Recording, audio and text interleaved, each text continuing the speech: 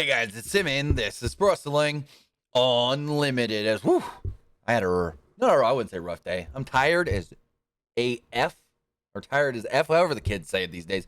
Super tired. Spent the whole day at the lake there for like 5, almost 6 hours. Then came home, watched Monday Night Raw. Now we're talking about Monday Night Raw. As far as Monday Night Raw does go, I would say I fell in the middle here. I didn't think Raw was a bad show, but I didn't think it was all that great of a show either. Like, you know what I'm saying? Like, I didn't think it was a bad episode of Raw, but I didn't think it was one of the better episodes. I didn't think it was like a really good episode. I thought it was, I guess you could say I thought it was good, not really good. But with that, today was my son's 11th birthday. We spent it at the lake, went and rode jet skis all day. As you can see, I got a little color. Well, I wouldn't say I'm burnt, but I got some color. Well, maybe a little burnt on my shoulder. Maybe just a tiny bit. Maybe you can see that. I don't know. The shadow from the light's not really. Yeah. But, so, spent all day there. Came home, like I said, watched Monday Night Raw. Now we're talking about Monday Night Raw. I think Michael Wallace says right there, some good, some bad.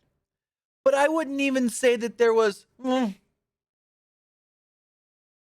mean,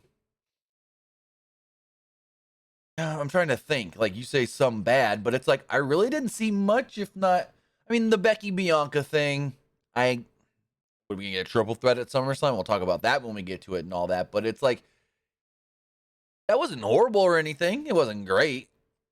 I thought the whole Damian Priest trying to convert Dominic thing went a little long. We'll get into that as well. And then what the hell is going on with Dolph? Is he a mercenary for hire? Or does he want to challenge for the briefcase? Like, what the hell? Come on, Dolph. Come out, wearing a suit. You sit there and you watch the match. You kind of play into, well, not kind of play into, you play into the finish of the match. And you attack Theory afterwards. What?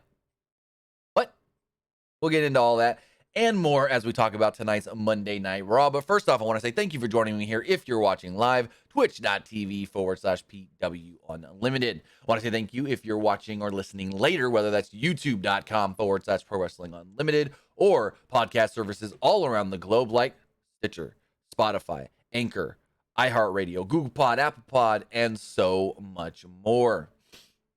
Also, with that, if you are watching on Twitch right now, you can help us out a couple of different ways.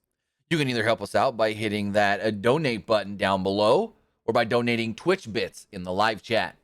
Also, remember, you can help us out by subscribing to the channel one of two different ways. You can either subscribe with a tiered subscription or you can subscribe with Amazon Prime. Because remember, if you have Amazon Prime, you take that Amazon Prime account, you take that Twitch account, you link them together, bada bing, bada boom, you're Prime Gaming. Prime Gaming gives you a lot of cool things like free games, free stuff of 4 games. And it also gives you 1 free subscription to any Twitch channel you want to subscribe to throughout the month. And I'd greatly appreciate it if you did so right here, Pro Wrestling Unlimited. But if you watch and follow us on YouTube, you can head over there as well. Hit that join button. Hitting that join button gets you early access to news, early access podcast episodes, early access non-news videos, and so much more. Plus, you can get all of that, more directly support us, and have it in an easier to watch area over at patreon.com/PW Unlimited.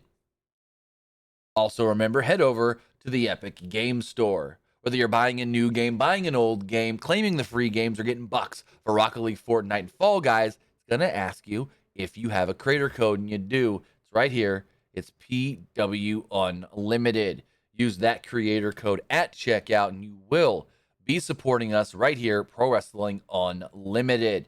Again, whether that's on the Epic Game Store on your computer or the launchers or whatever you want to call them for Fortnite, Rocket League, and Fall Guys on your PlayStation, your Xbox, and your Nintendo Switch. Or on Fortnite, your mobile device if your mobile device supports it. But with that, that was a little loud. But with that, we've got Monday Night Raw to talk about that kicked off with the Beast, Brock Lesnar. He talked a lot about pigs. Brock Lesnar entered to kick off the show. He was in a good mood, and he laughed about his pyro mishap. Now, I wouldn't really call it a mishap, But Brock did his whole thing, when he kicks, the power was supposed to go off. Then we count 5, 10, 15. The power goes off like almost 15 seconds late. And Brock looks back and goes, ha! Someone messed up. So Brock goes down to the ring. Crowd gives him a huge ovation in San Antonio. Brock grabs the mic and says, you know what? You guys gave me such a great reaction here. You guys treated me so well. Where are my manners? I'm going to take my hat off and I'm going to talk to you guys normal. He took his hat off, put it up on the turnbuckle post and was like, hey, I'm going to show you guys some Southern charm, some Texas manners or something like that. Lesnar said that he has been living high on the hog since WrestleMania. He said, quote, pigs get fat while hogs get slaughtered. Roman Reigns, you're a hog, and I slaughter hogs on my farm every single day. He would then go on to say that the tribal hog is going to get a country shit kicking at SummerSlam. Out would come Paul Heyman. He would interrupt, and Lesnar goes, oh, speaking of hogs. Crowd told Heyman that he sucked. Heyman admitted that the last man standing match at SummerSlam favored Lesnar. Doesn't like that. Heyman said that Reigns has dominated people technically by pinning and submitting them, while Lesnar has destroyed people for 20 years plus. Actually, not plus. It's just 20 years. 2002. Anyways, Lesnar was content with sending people to the morgue. However, Heyman said that Reigns has been champ for almost 700 days, and this was one streak that Brock Lesnar could not end. And I really liked that line because it's like Brock Lesnar ended The Undertaker's undefeated streak at WrestleMania, even though they wouldn't tell you that watching the Undertaker A&E documentary. Literally, in the Undertaker A&E documentary, they talk about how, Vince thought maybe Undertaker should lose at WrestleMania. Then they were under the assumption that Undertaker wasn't going to lose at WrestleMania 30. Then they get there, Taker's there, and he goes to Michael Hayes and goes, hey, Michael, they changed the finish. I'm losing. And they talk about both Undertaker and Triple H, how Undertaker Street getting beaten will make somebody a huge heel, and it's a passing of the torch moment. They then show Brock, hit him with the F5, pin him, Undertaker walks off. And Undertaker goes, that right there was me passing the torch. But he never mentions Brock. Like, you see Brock for maybe 10, 20 seconds max, but they never mention that it was Brock that beat him, which I felt was very odd. Heyman said that even if he had to train Reigns to stick his hand up Lesnar's ass and pull out his heart, he would do just that. Theory would then interrupt. He said he planned on taking his U.S. title back at SummerSlam from Bobby Lashley. Then, after the Universal WWE Undisputed, whatever you want to call it, title match, he would walk to the ring, place his foot on the champion's chest after, they've been destroyed by the other guy, and then, and be declared the new champion, easy as that. Lesnar then invited him to the ring right now. They replayed a video of Brock Lesnar F5ing Theory off the top of a chamber inside Elimination Chamber, but they oddly did it again. He does the F5 off the thing, but then they cut to black, and then they cut back, and Theory's laying on the ground. Like, why won't they show the F5? Very weird. Anyways. Theory showed that replay as a warning to Roman Reigns, but also as a reminder that Lesnar, I didn't forget what you did to me. Chad Gable notice would appear at ringside, and Theory instructed them to attack. So we've just learned that Theory and Otis are just henchmen. They're just henchmen. They were henchmen for Kevin Owens. Now they're henchmen for Theory. Lesnar called them cockroaches. I don't know why I wrote that as cockroaches. Gable shot blocked Lesnar so that Otis could attack, but it had no effect. Lesnar chucked them aside and hit them both with steel steps.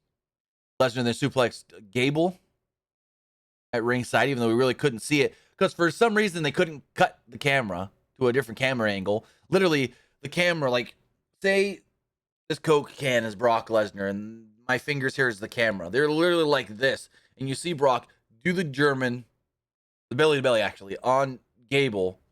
You don't really see it because the camera is literally like on top of them. So weird. So weird. He would then get Otis and F5 him onto the announce table.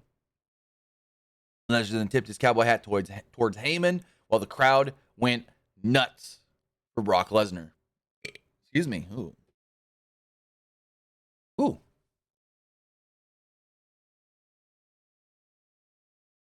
Before his upcoming match with Finn Balor, they noted that Rey Mysterio in Madison Square Garden in a few weeks will be celebrating his 20th anniversary in WWE. Crowd cheered for that. However, Priest said that Mysterio was finished and informed Dominic that his father has nothing left to teach him other than some cheap tricks that may not even be his. And that if he wants to progress in his career, if he wants to get out of his father's shadow, he must join the Judgment Day. And I go, why? To get in your guys' shadow? Like, really? Balor then called Rey a legend, but mocked him and played a replay of what they did to a fellow legend in Edge recently. Balor said that Edge wasn't coming back and called him a bad leader. Oh yeah, we got another Edge video tonight, like a different one. Edge is coming back. He called Rey not just a bad leader, but a bad father. Rey decked Balor as Priest. Priest went after Dominic. Dominic ducked a shot. Rey and Dom then drop kicked Priest. Priest then yanked Balor out of the ring, and the Mysterio stood tall before this 10-minute-ish match with Finn and Rey that started during the break. Hence why I said 10-minute-ish match. We don't know exactly how long the match was. 10 minutes and something. I doubt there was more than 11 minutes. But the match began during the break, and Balor was in control when we joined it in progress. Balor teased doing the Three Amigos, which drew some boos from the crowd, but he didn't end up doing it. Instead, he clipped Rey's leg and stomped away at it. A momentary distraction from Dominic allowed Rey to hit a sliding powerbomb on the outside, which led to a break. Back from the break, Rey brought Balor down from the top with a beautiful Hurricane Rana before hitting a 619. Balor dodged a frog splash attempt just moments before Rey applied a crucifix pin for a near fall. Balor then used a headlock and elbow drop to follow this up. He then hit the coup de grace and he picked up the victory. Finn Balor does defeat Rey Mysterio here tonight. I thought the match itself was really good. I liked the match. The only thing that I would critique in this match is when Rey does the power bomb and he runs and then he does the slide to out of the ring. You literally just see Finn like this. All right, where's Rey? I'm waiting. Oh, there we go. Up, power bomb into the apron or into the barricade. Like, Then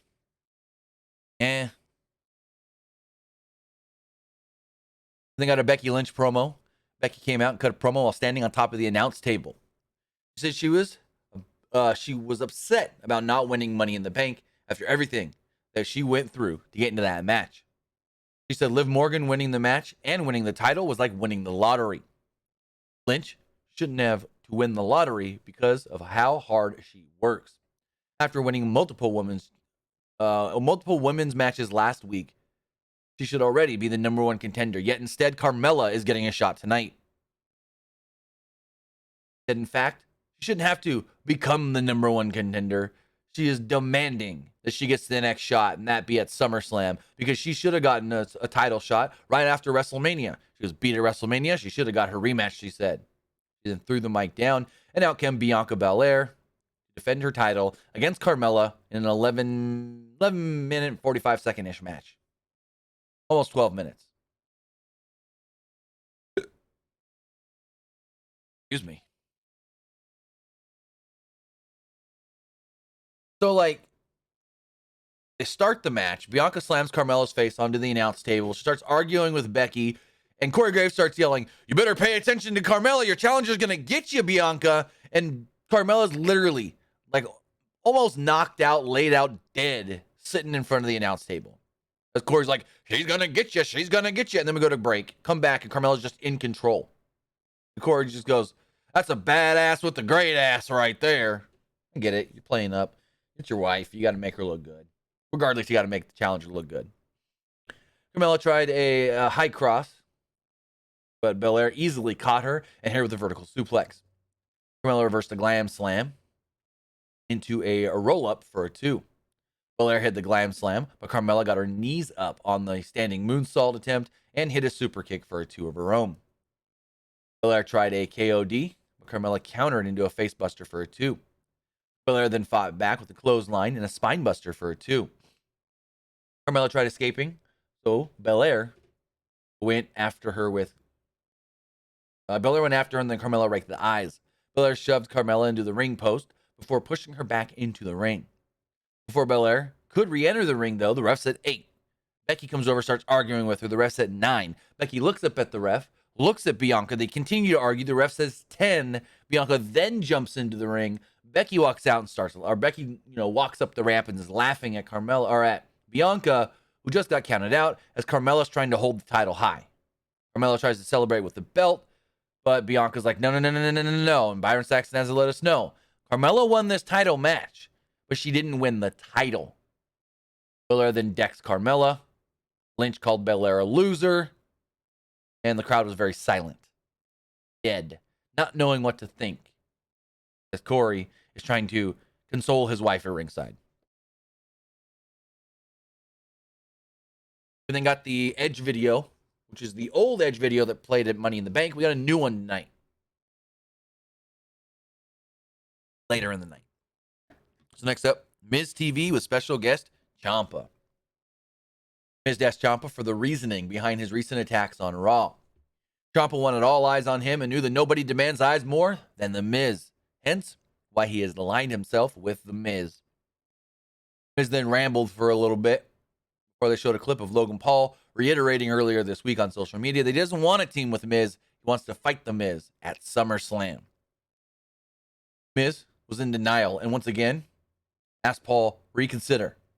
Join me. We could become the undisputed tag team champions together. That if Paul turns him down, though, he'd find a new partner.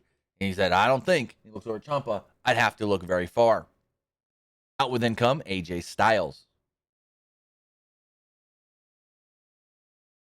Magmalord says, I thought Edge said he didn't want to be spooky. No. Edge said he didn't want to do supernatural stuff like The Fiend, basically. He didn't want to do magic and witchcraft. I mean, Edge ain't against spooky. Edge was in The Brood, the original Brood. Also, who said this is spooky? Who said he's going to be spooky? You know what I mean? Anyways, AJ Styles would interrupt. He told Miz, shut up. Styles said that Ciampa was there to do Miz's dirty work, and that was all. He was about to reference Miz's tiny balls. He goes, Miz, you having him do your dirty work is just because you've got... And Miz is like, don't say it. Don't say it. He goes, come on, just let me say it. You've got... And he's like, no, don't say it. And finally, AJ was like, just let me say it. Let me say it. You've got the makings of a coward. And Miz kind of gets a look on his face like, oh. And then he goes, what tiny balls? And the crowd's chanting, tiny balls, tiny balls. Not much of the crowd. It sounded like maybe a quarter to almost half, if that. Styles then jumped into the ring. He was supposed to have a handicap match. Him against Miz and Ciampa. Ezekiel would then enter. Ezekiel says, hey, I've been here for a while, but I haven't been able to introduce myself to you, AJ. I'm Ezekiel, Elias's little brother. Elias, he said, Elias in the past told me that you're a great wrestler and you're someone that is admired and this and that, and I'd love to team with you and help you even the odds here tonight. So I went to Adam Pearce and I offered my help as your partner. And Adam Pearce agreed and said, well, this is now a tag team match, even though it's supposed to be a handicap match. And Saturday says, it says he's getting sick of the tiny balls joke. Oh, if you're getting sick of the tiny balls joke, you see the new Miz T-shirt? Hold on, let me pull this up. Let me pull this up on the screen then. Have you... God dang it, clicking the wrong buttons. You've seen the new Miz T-shirt.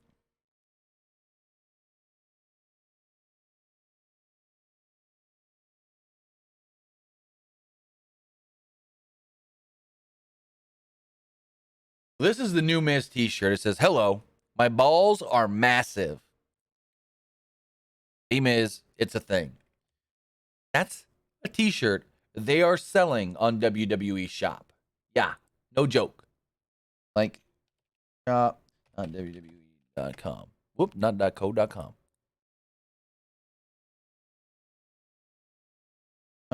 .wwe.com. Why can't I not spell?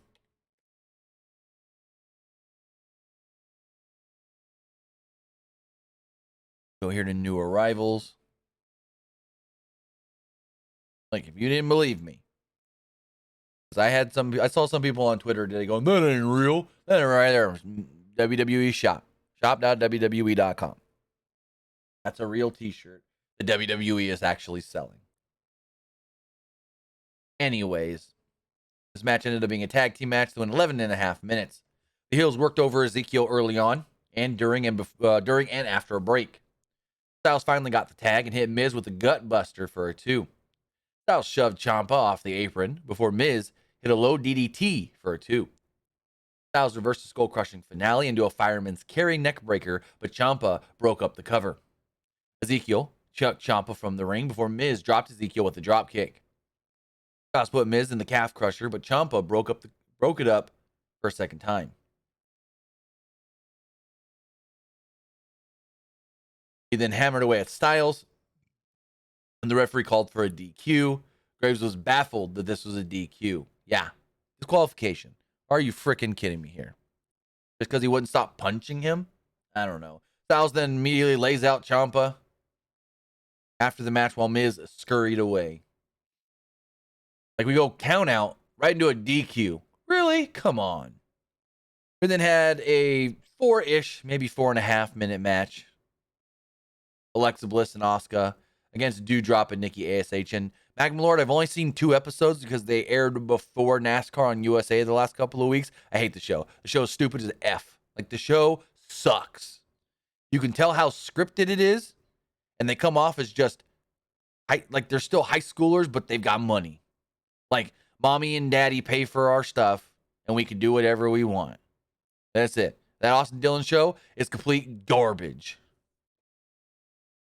Garbage. Anyways, back to this match that nothing happened in. It was a 4-minute match, and Bliss picked up the win after hitting a DDT on Nikki. Like, literally, nothing happened. The announcers played up the importance of this match, like the winner's going to get a title shot or something. Like, what? Really? There's nothing to it. Usos then entered ahead of a commercial break. After the break, they cut a promo. They call themselves a broken record, coming out on SmackDown and Raw every week, saying the same thing while dominating both brands. They mocked the Street Profits for crying about their loss at Money in the Bank. Street Profits was interrupted. They said that the Usos gave everything they had at Money in the Bank, but Montez Ford's shoulder was still off the mat. But here's the thing. It's not like Ford got his own shoulder off the mat. It's not like Ford was trying to kick out. No. Jay pulled the shoulder up, and Ford just laid there with the shoulder up. They have no claim. Like, they technically do, but they literally don't have a claim here. Ford didn't get his shoulder up, and the ref just didn't see it. Jey Uso pulled the shoulder by accident. Like, this whole thing, now that I've really thought about it, sucks. Because it's not like, oh, Montez Ford got the shoulder up, but the ref didn't see it. Montez actually kicked out. No, not in the least bit. None of this really makes sense. The Street Profits said that the Usos gave everything they had at Money in the Bank, but Ford's shoulder was still off the mat, and they planned on beating them for the titles at SummerSlam. R-Truth would then interrupt, and he wanted the teams to get along. He called San Antonio the city of brotherly love. He then claimed to be a tag team counselor. Usos told him to leave unless he was wearing a referee shirt under his T-shirt. Truth was, in fact, wearing a referee shirt. He auditioned to be the referee at SummerSlam, and Jimmy Uso told Truth to take his clown ass to the back. Truth didn't appreciate that. He asked San Antonio if they wanted to see this clown ass fight. He cheered. Truth acted tough and said that he'd fight them both, with Street Profits as his partners, though. Omos and MVP would then interrupt just randomly. Like, none of this made god dang any sense. MVP was watching in the back and thought Omos would make a great referee. What? What? But Omos wanted to be in the match instead to even up the odds. So, well, I guess it did. It ended up being the Usos and Omos against the Street Profits and R-Truth. Like, what? Street Profits asked Truth if he was in, and the three of them attacked, but they were laid out by Omos and the Usos. Like, you go to the attack and you get laid out, fucking suck. Ford and Dawkins each hit dives on the Usos, so Truth tried to do one, but was caught and dropped by Omos. After a break, Ford got the hot tag and hit a blockbuster and a standing moonsault for a 2. Omos cut off his dive attempt, so the Street Profits teamed up to drive him into the post. Profits gave Jimmy an electric chair drop, a back elbow, and Jay broke up a cover. Truth tried John Cena's comeback, but Omos drove him into the steel steps. Dawkins then ran wild, and Omos made a blind tag and gave him a tree slam and picked up the victory. So Omos actually picks up the victory here.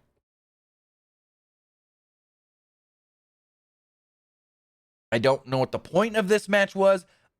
I don't want to see the Usos and the Street Profits in their teaming. Like, in a tag team style match before SummerSlam. It's not needed. It's not needed at all. It almost, what's the word I'm looking for? Takes away from what we're going to get at SummerSlam. Like, we saw the tag match already at Money in the Bank. It was phenomenal. We don't need to see more before SummerSlam. No. I get it. It was a 6-man. It doesn't matter. Doesn't matter. Kevin Patrick interviewed Seth Rollins, who cut a promo on Riddle. Rollins warned Riddle that when you play with fire, you're going to get burned. Just ask Cody Rhodes. Theory showed up and asked him for some advice on cashing in Money in the Bank. Rollins said that he came to the right place. They walked off together. So we were supposed to get Theory versus Riddle tonight and Bobby Lashley doing an open challenge. That was just scrapped, not mentioned, like at all. And they turned it into a tag match, basically. There was a new cryptic video for Edge. They showed some stuff for Mick Foley, like his flannel shirt. They showed an RKO sign, like the old RKO NWO sign, and some John Cena stuff as well. Basically tease, hey, Edge is coming soon. They didn't say coming soon, but he is. They also announced that next week, Logan Paul will be on Monday Night Raw. Then we got the breakdown of how long it took for this damn match to actually happen. Lashley enters at 10:35. Riddle enters at 10:37. Commercial break. Come back at 10:43. Replay of Riddle giving Rollins an RKO last week that I actually don't remember. I saw the show. 10:44. Rollins enters. Theory enters. 10:45. Main event begins. 10:49. We go to commercial. 10:53. We're back. Main event resumes. There was a cool spot early on when Lashley effortlessly gave Rollins and Theory both a flatliner DDT combo. This looked cool. Rollins tried to dive, but Lashley caught him and drove him into the ring post while Riddle gave Theory a PK, penalty kick. The people ask me that. You say PK, what's a PK? Penalty kick. All of a sudden, Ziggler's music would hit, and he slowly walks down the ring in a suit. And I go, what? What the hell is this? First off, where's Bobby Roode? No more dirty dogs? Didn't we see Ziggler with Roode just a couple of weeks ago, like a few weeks before Money in the Bank? And now Ziggler's out here by himself, no Roode? In a suit? What is he, a mercenary for hire? As we'll get to here in a minute. After commercial break, Rollins gave Riddle a reverse suplex for a 2. Rollins remained in control until Riddle fought him off with a Pele kick. Theory tagged in and tried his rolling drop kick, but Riddle caught him in a submission. Theory fought back, but Riddle made the hot tag to Lashley. Lashley ran wild on Rollins before giving Theory a big choke slam. Rollins then gave Lashley consecutive forearm strikes and a frog splash for a 2. Riddle then tagged in and gave Theory a power slam and a draping DDT. He set it for an RKO, but Rollins pulled Theory from the ring, so Lashley speared Rollins through the barricade. Theory tried to pin Riddle with his feet on the ropes, and Ziggler pushed the feet off. Theory was stunned, and Riddle used that distraction to give him an RKO and pick up the pinfall victory. Crowd popped big for Riddle picking up the pin, and they were also very into Lashley tonight as well. So the show ends. Everyone leaves except for Ziggler and Theory. So Theory's in the ring, and he kind of looks over at Ziggler like, what the hell? Ziggler slides him into the ring. Theory gets to his feet. Boom! Super kick, lays him out. Ziggler then stands tall going like this. And I'm like, you want the briefcase? Someone hire you? What? Huh? None of this makes any sense at all. At all. One iota. I don't get at all why Ziggler attacked Theory and then stood tall over him afterwards. Like, are you going to challenge him for the briefcase? You think you're Edge and Mr. Kennedy? Remember that happened. And Kennedy lost his briefcase to Edge. But it's like, if you are going to do the whole, I want to challenge you for your briefcase, which we rarely ever see, Theory's already got a match at SummerSlam. So why are we building up a SummerSlam level match possibly? And this is just me spitballing. Theory's already got a match. He ain't working double duty unless he's cashing in as well or attempting to cash in. I don't understand this at all. I know I probably got a couple text messages about it. But if I do, I don't know. I honestly have no idea what they're doing with Ziggler. I mean, no Bobby Roode. No Bobby Roode, or as Miro would call him, Bob Roode. But with that, forgot to do the Twitch poll. We got the other polls, though. That's what I thought of Monday Night Raw. Now it's time to hear what you guys thought of tonight's Monday Night Raw. Let me know what you thought by texting in to 510-906-1341. Again, that's 510-906-1341. As far as the Twitch poll does go, 48% thought the show was just all right. 36% liked the show, and 16% didn't like Raw. I think I'd fall into the just all right category. Didn't think it was a bad show, but I didn't really think it was a really good show or anything. And as far as the YouTube poll does go, 56% liked it, 26% thought it was all right, and 17% did not like Raw. If everything goes according to plan, we should be doing a wrestling wrap-up tomorrow. Again, like I said, I spent the day at the lake with my son and some friends for his birthday. So no wrestling wrap-up this morning. Person says, I don't mind Rousey versus Liv. I don't mind it either. This person says, is WWE choosing a new tag team to become women's tag team champions, or are they retiring the women's tag team titles altogether? I don't know. And nobody knows. They mentioned at first that they may do some sort of a tournament to crown new champions, and then they just dropped it. They didn't state anything else.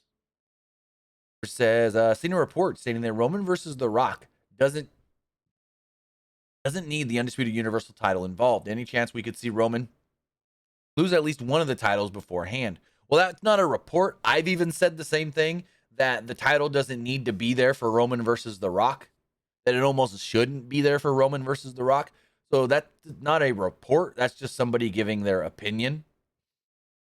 But, I mean, maybe Roman loses one of the belts. Highly doubt it, though. Highly doubt it, because them having Rock for Mania is still up in the air. Oh, I got some hiccups.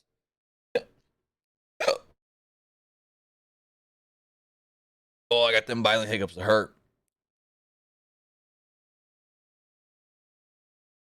Okay. First says, with Dolph Ziggler alone, do you think WWE canceled what looked like a feud between the Dirty Dogs and Omos and MVP? So I know what you're talking about.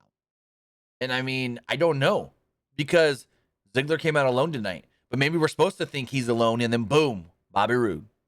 I have no clue what's going on with Dolph. Like I said, I knew I was going to get at least one text message about it. No clue.